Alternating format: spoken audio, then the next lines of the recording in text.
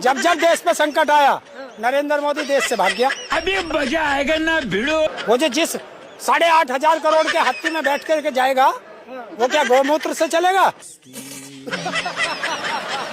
पाकिस्तान में कितना पेट्रोल का दाम बढ़ा पता है आप? पाकिस्तान में लग जाए आग। ये भारत का प्रधानमंत्री है या पाकिस्तान का, बताइए आप।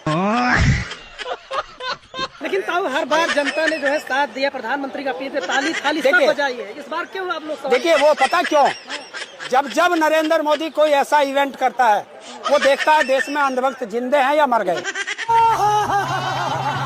तो संकट की घड़ी में अगर प्रधानमंत्री जी कह रहे हैं 1 साल तक सोना मत खरीदिए, दिक्कत कहाँ? मैंने कब करी है? मैंने कब कहा सोना खरीदो? जो सोने की दुकानें हैं 1 साल तक उन पर सब पे सील लगा दो, सील। अरे बाबा, ना होगा बांस और ना बजेगी बांसुरी, ना सोने की देश में दुकान होगी, ना कोई खरीदेगा।